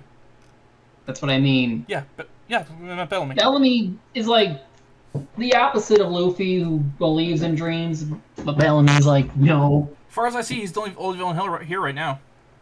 Yeah. Bellamy's also like, I guess he's kind of like the example of the crowd that's in. Trying to get A dickhead. the Attitude Era of wrestling thing. I can see it, yeah. The Attitude He Era keeps was when spouting- everyone was just a dick for no reason. Because he keeps spouting a new era. Yeah, oh yeah, that's absolutely a thing they would do back then, yeah. Did I just say I fucking hate Bellamy? Like Yeah. I know Like, I know you're supposed to, but even then, he's just, I can't wait until next set of episodes. I'll just say that. What's that German word for a face in need of a fist? Befeifengesicht. Thank you. You knew that immediately. Thanks, Diva. But yeah. Episode 147. Distinguished Pirates. A man who talks of dreams and the king of the undersea search. We opened everyone laughing at Luffy. Oh, these fools. Also, apparently, this took place in the Pub and Pies. Pub and Pies. I'd like to go to a bar that serves both beer and pies. I mean, technically, if you want to get crude about it, any bar where you can pick up women serves pub and pies. Okay, but can I get both kinds of pie? Oh, God. Can I get both some pussy and some actual food pie? Can I get pussy and a waffle? Can I please get pussy and a waffle? As long as it's not the McDonald's apple pie. Oh, God! Rosen, you paraphrasing that vine makes me think of a Waffle House crossed with a brothel. Brothel house. As long as it's not a blue waffle. Anyway. I was gonna say was if Ace is trans, would eating him out be a McDonald's apple pie? Because they're always scorching hot. Also, Gomer and I discovered that you can, in fact, buy a vaginal waffle maker. I really need to mark this podcast as explicit. If you're a child, just stop listening. Don't be, yeah. I'm talking about like on the upload for the podcast apps. Yeah, you really should. Because the thing is, we're not always this crude. Also, if Ace were trans, he really would be Trace. Also, Rosen. Bravo. Also, Rosen, I have a segment on this show where I talk about... Let me do that now. Keep talking. I have a segment on this show where I talk about sexual uses for devil fruit, and you haven't marked it explicit yet? I think I have. I think, like, I marked it on on podcast.com, just not Apple. You need to fix that. I'm doing that now. Please continue. Okay. Now, admittedly, when I saw this set of episodes the first time, which was years ago, like, it really annoyed me that Nami was like, by the way, don't start any fights. Like, trouble usually finds these guys, but admittedly, they do show that they were willing to jump whenever someone challenged them, and also, like, I think the stuff that Nami does later does make up for it. Yeah, this one ain't their fault. So now I don't hate it as much, but even so, when she was like, screw what I said before, you should fight. And I was like, oh, they're supposed to fight now? I thought you told them not to fight. Well, I can explain this. Now it's self-defense. Before it was starting shit for no reason. There's no law against defending yourself here. It's a less stupid version of the stand your ground law. I remember now why I did not mark the thing as explicit. I can't. Oh. It is not letting me click the button, so that is why I have not. Oh. I don't know why, but here we are. Apple, do you really want children listening to my stupid dick jokes? I hope not! Please don't! Anyway, that's not vamping. One of the guys calls Luffy a worthless, smart-mouthed child. Yeah, I wrote down a quote from Sarkis. Refusing to strike a stronger opponent, it's disgraceful, but it is smart. Something I noticed, I love how Nami is instinctively guarding Luffy's hat. Yeah. Yeah. Bellamy starts talking shit, calling the crew children. Boy, does this look familiar, like we already pointed out. Luffy and Zoro continue to endure this hellacious beating. And then I get furious. Because Sarkis says, quote, to Nami, quote, what if I bought you? And I'm just like, die! Cut his balls off, Nami! You couldn't turn afford that man's balls into paper mache. Zoro, onigiri that man's sack into oblivion. like you did with Wicked Dick. Zoro slash his PP.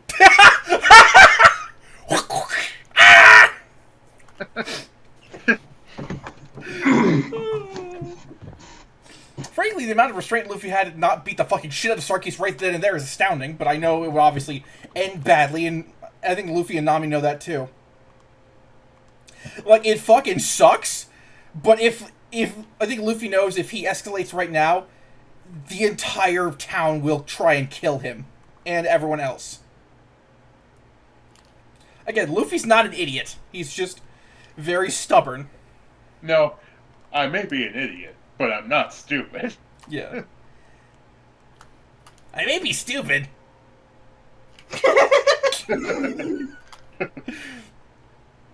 Anyway, hey, Pie Dude.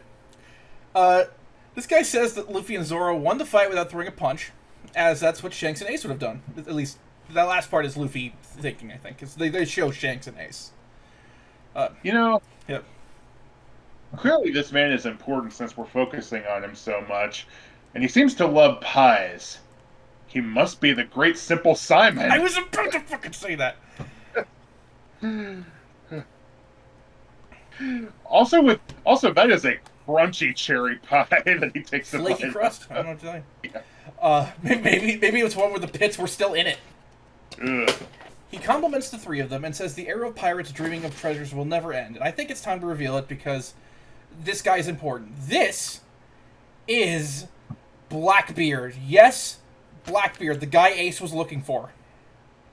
Okay. Blackbeard is played by Cole Brown, who was the narrator in Jormungand, Bamboo Blade, and Desert Punk, as well as Hachibe Hachimaki in Detective Conan, Nakazawa in Darker Than Black, the King of Terror in Sergeant Frog, Henschel in FMA Brotherhood, Takamasa Iki in Origami Arigato, Lowen in Fairy Tail, Takeo Shimizu in Shiki, the Frog-Faced Doctor in Magical Index, and Perry in Dagashikashi before his death in 2016. May he rest in peace.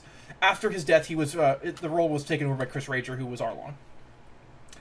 In Japanese, it is the legendary Akio Otsuka, who was the narrator for Mob Psycho 100, Fire Emblem 3 Houses, Laid Back Camp, Cromartie High, Gundam Wing, Otaku no Video, Tekken the Movie, and Space Battleship Tiramisu, as well as Casey Jones in the original TMNT, Fwan in Legend of Lemnir, Launchpad McQuack in DuckTales, Captain Nemo and Nani in The Secret of Blue Water, John Sleepy Estes the guy with pube grenades in Mad Bull 34, Honorable Goto in Gundam 083, Bankman Konda in, that's got text, Bankman Konda in Otaku no Video, Donald Curtis in Poco Rosso, Muminpaha, Harvey Dent in Batman Animated, Colossus in X-Men, Bobby the Pigeon in Animaniacs, Blackjack, Wyndham in Rayearth, Vice Foreign Minister Darlion in Gundam Wing, Bato and Ghost in the Shell, Sango Yokomizo in Detective Conan, King Cornelius in Fire Emblem, Gao Fanel in Escaflowne, Admiral Koichiro Mitsumara in Martian Success in Tedesco, Dimitri in the Darkstalkers anime, an ape named Ape in George of the Jungle, the Brickster in Lego Island, Raiden the Blade in Trigun, Arwen in Panzer Dragoon,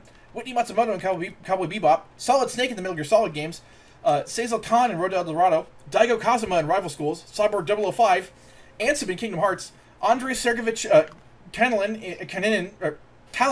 in Full Metal Panic, Spawn in Soul Calibur 2, Thaddeus in The Animatrix, Red in Mega Man X7, Regal Brian in Tales of Symphonia, the Doctor in Tokyo Godfathers, Shunsui Kyoraku in Bleach, The Prince of Persia, JJ in Ergo Proxy, Souther in Fist of the North Star, Judge Gabranth in Final Fantasy 12, Detective Toshibi Kodakawa in Paprika, Seth in Street Fighter, Ryuzo, dear God, are you still talking? It's been a goddamn hour, Tamiya in Yakuza 3, Mario Auditore in Assassin's Creed, Shingeki Chitani in Durara, Ryder in Fate, Zero in Zero Escape, Wamu in JoJo, Iron Will in My Little Pony, Blitz T. Adams in Kakai Sensen, All for One in My Hero, Dimple in Mob Psycho 100, Giovanni in Pokemon Generations, Ryo Mahoshi in Danganronpa V3, Garen and Geralt in Fire Emblem, Bana in Xenoblade Chronicles 2, Yujiro Hama in Baki, Jukai in Dororo, Gus in Carol and Tuesday, Thorkel in Vinland Saga, Don Rodrigo in Dragon Quest XI, Gohin in Beastars, Die Hardman in Death Stranding, Koichi Adachi in Yakuza Like a Dragon, Razzie in Great Pretender, Master in Akadama Drive, the new voice of Daisuke Jigen in Lupin the III, the Chief of Wise in The Spy Family,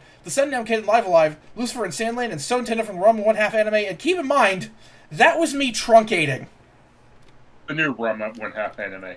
Also, Ghost in the Shale is just Boulder Guys from Super Mario Galaxy. That man has had 500 roles, and 95% of them are important enough for me to include there. Yeah. This shit was tough. Do we need to make... You know how I joke about having a Takahito Koyasu drinking game one too, yes. Yeah. He's just as prolific. What a fucking entrance. Immediately feels huge, figuratively and literally, because, yeah, he's like 8 feet tall. Yeah, and I like how he and Luffy both believe in the same thing, but as we'll see, they go about it in completely different ways. Like, it's a time-honored trick to make the villain a dark and twisted version of the hero, but man, it works so well here. Yeah, we can reveal it. Yeah, he's one of the main villains. We all know this. It's very famous. Yeah. Like, that list I read, Akio Otsuka is one of his most... Blackbeard is one of Akio Otsuka's most famous roles. Also, like, wow, Blackbeard is a villain? I never would have guessed. I know. They could have subverted it. Of course, by this point, we don't know his name or anything. No, but I had to bring it up because I wanted to do his voice here. Everyone knows, though, that's the thing. Like, it's hard... It was his sled. Yeah.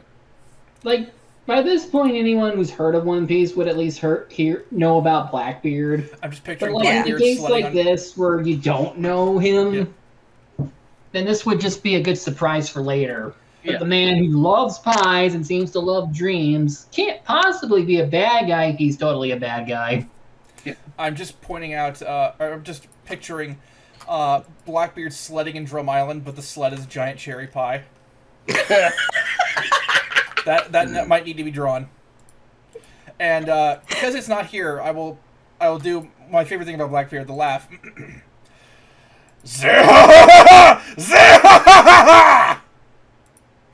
I'm very glad I had to purpose to myself tonight. I like how Oda, gives more and more characters really distinctive laughs. Yeah, it's really good.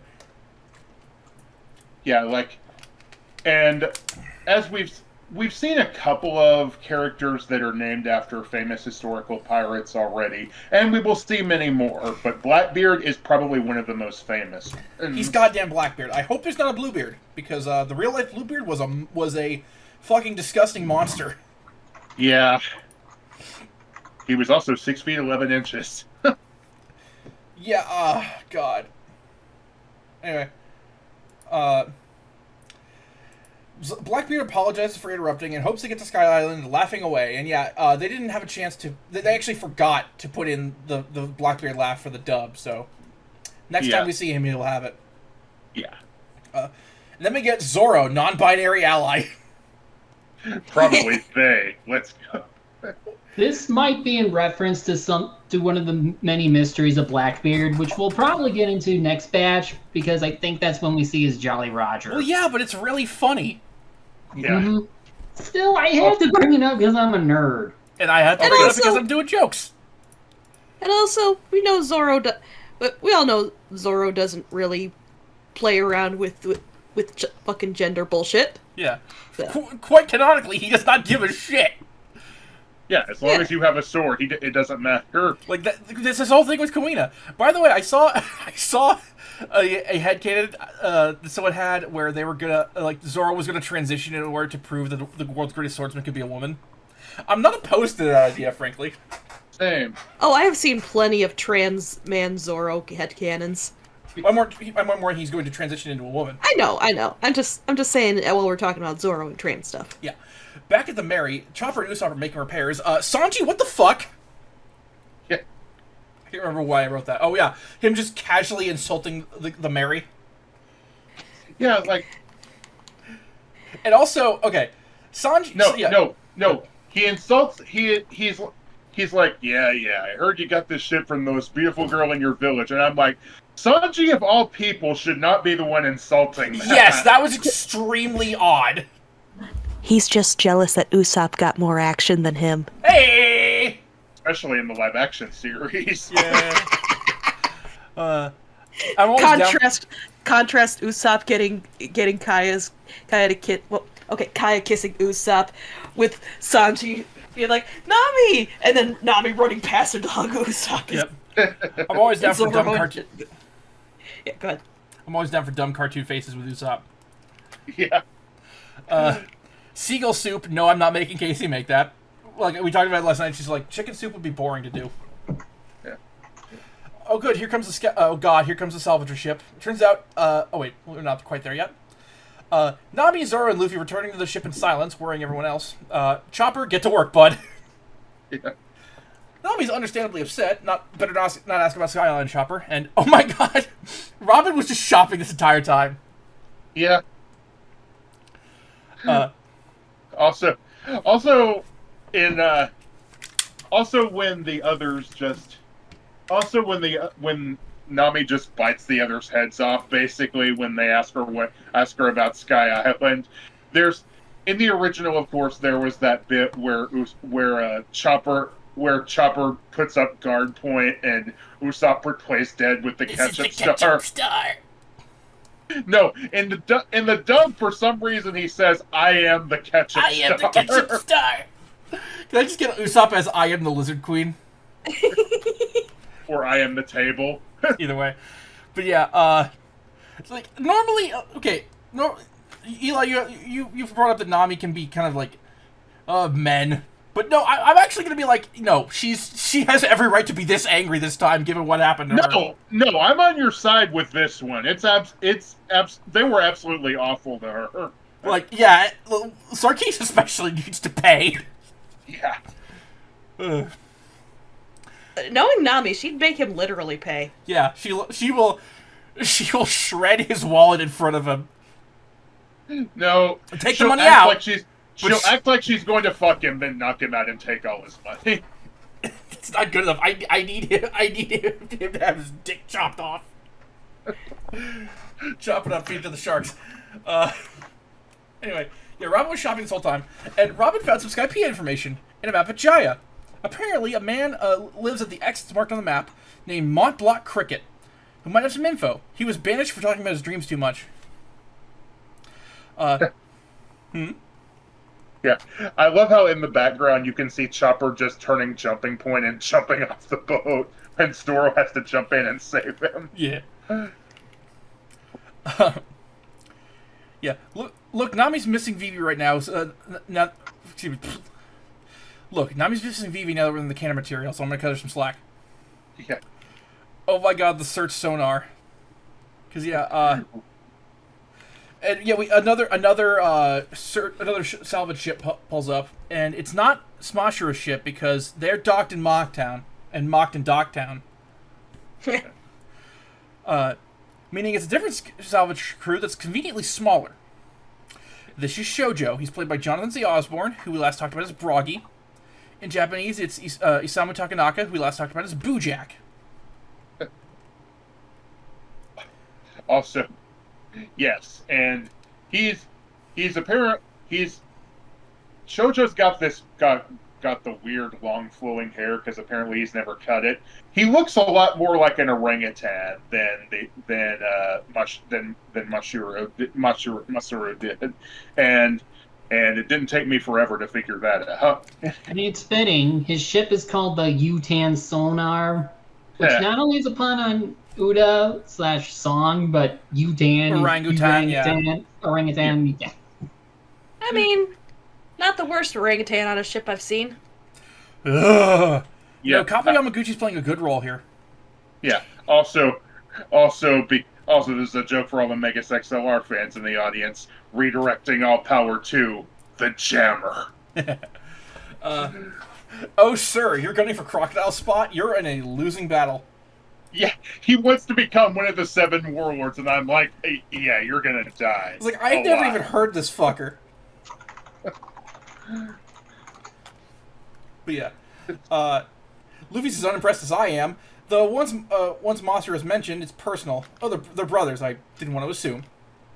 Yeah. Once again, play the forbidden note. I know he's supposed to be love you. I know he's supposed to be an orangutan, but are we sure he isn't a howler monkey? Yeah.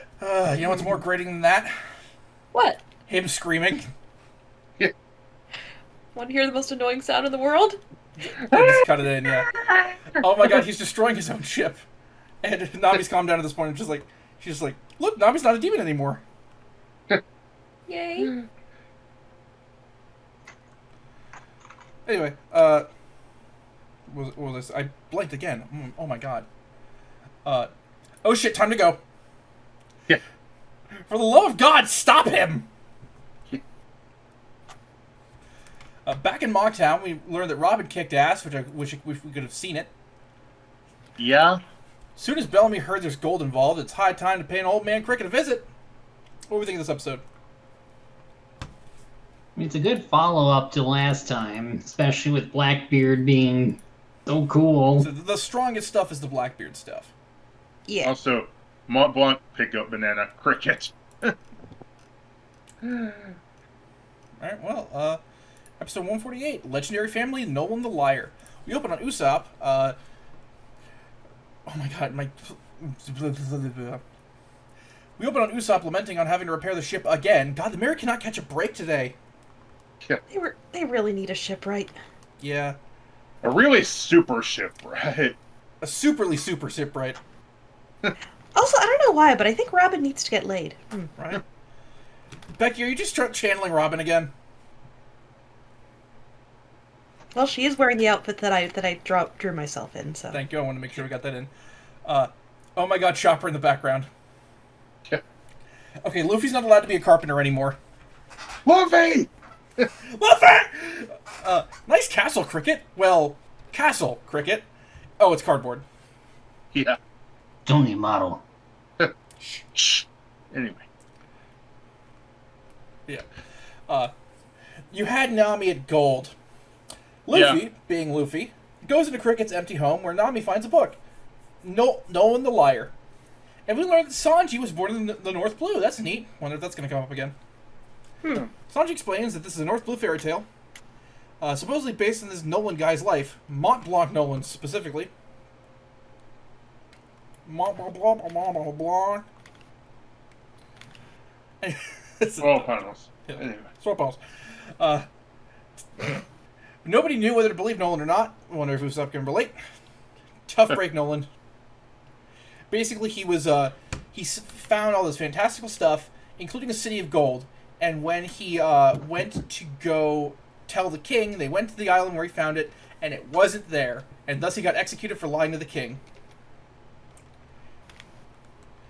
Back with Bellamy. Oh, apparently Jaya was the island that the city of gold was Nolan mentioned. And also Cricket is Nolan's descendant.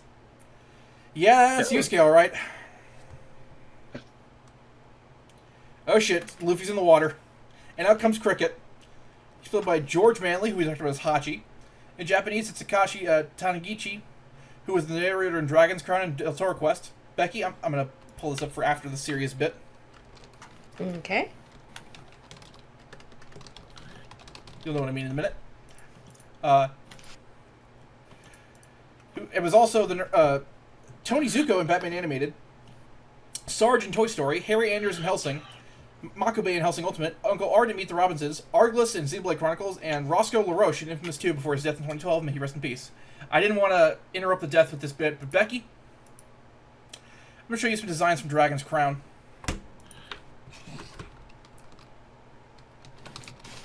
So, this is the Sorceress. Oh, I've seen this! Have you seen the Amazon? I don't think so. I think it's Amazon. It's Amazon or Archer. It's Amazon. It's an Amazon. Jesus! This may be the horniest game I've ever seen. Yeah. And that's just not straight up hentai. Sanji takes on Cricket while Usopp fishes out Luffy, and goddamn, nice dodging, Sanji. Oh, apparently Cricket's a really terrible shot. Like, miss it Or point it's just blank. because of... Terrible. Anyway. Down goes Cricket, not sure why. Chopper says he's got the bends. Put in that edit. Also, Luffy points out that that the reason why he was looking down is because he thought he saw a water chestnut in the water because Mont Blanc's head looks like one. Yeah, all the Mont Blancs have that hair. But it wasn't a rock. It was a rock lobster. Hey, that's a photo. Yeah, Shoujo and Mashiro are here visiting Cricket. They live here. Yeah. We're trying to help, so I suggest you either lend a hand or find somebody else. That's a very eloquent line for Luffy. And Luffy's talking to them, and at one point, Shoujo's just like, he's right, I can kick Mashiro's ass! Yeah. Cricket's awake, apologizing for attacking, and Luffy asks about Sky Island, and he gets laughed at again. He says the only one man has claimed to see it, and he's considered a giant liar. No, it's not Usopp. It's Luffy Nolan. immediately looks at Usopp twice. Don't look at me. My name's not Nolan. Cricket says the Mont Blancs were driven out of the North Blue, and Cricket maintains that everything Nolan says was true. He doesn't give a shit about the Gold City, resenting Nolan's reputation. It's why his family's gone after all. He became a pirate, but his crew abandoned him after they arrived in Jaya, so now he's just following his destiny and facing Nolan's legacy. Shoujo and Mashiro were just fanboys. Yeah. They a fan. But hey, they're helping. Luffy doesn't give a shit. He just wants to get to Skypiea, asking Cricket if he's got any Nolan records. He does! Nolan's logbook! It mentions something called a sky waiver, allowing skybound travel, and some skyfish. We got some info and proof that Skypiea does in fact exist, if Nolan's telling the truth. You know, with this merchant having all this stuff from the sky, he sounds like a real sky guy. Cricket and the duo talk, and they knew about Skyline the whole time, you fuckers! Alright, they're gonna help him get there. And then, one last surprise. Hi there, Mihawk! What the fuck are you doing here? I'm taking a nap. Understood, have a nice day. Because he's got to show us the new bounties for Luffy and Zoro. Because now we know what they are. Yeah. I mean, we knew. We knew. Now, Luffy is now 100 million. Yeah, we saw them back in Alabasta. No, we didn't. I'm pretty sure we did. No. We didn't see them, but we knew they got an increase. Right, but we were told.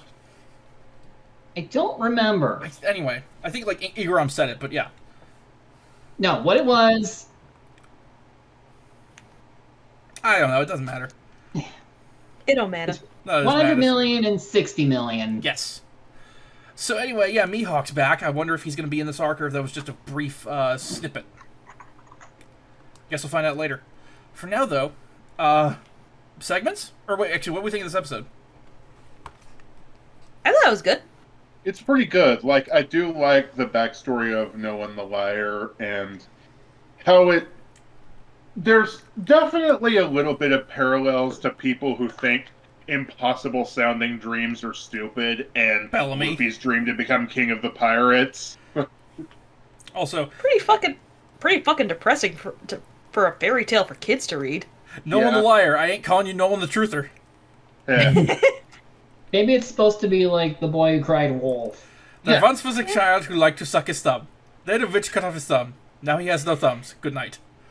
I know Sanji, Oda said that Sanji's nationality would be French, and of course he's played by a Brit in the live-action series. Are we sure the European nationality for him wouldn't be German if this is the kind of fairy tale he was reading?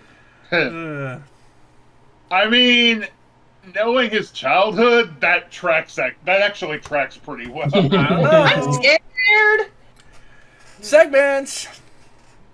Luffy moment of the week. I'm going with the rising stakes. Yeah. The apple.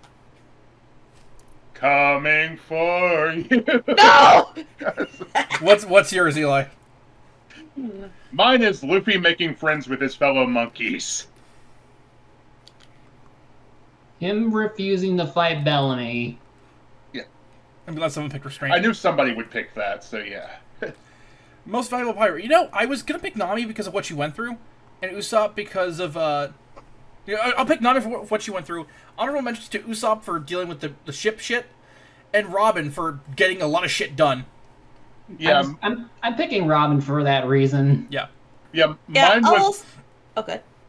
yeah, mine was Robin for getting the plot moving. Yeah, same.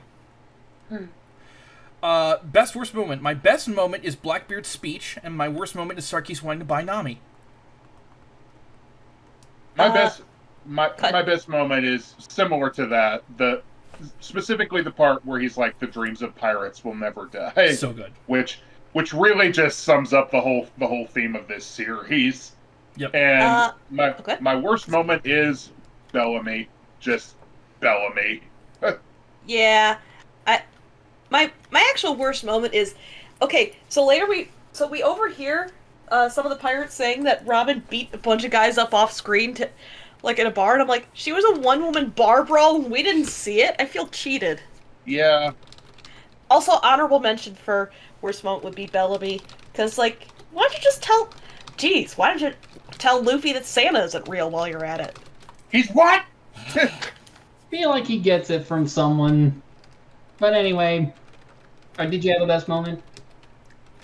Oh, shit. I had a best moment. Robin doing archaeology things. Yeah. Best moment was them escaping the giant sky creatures, whatever those were.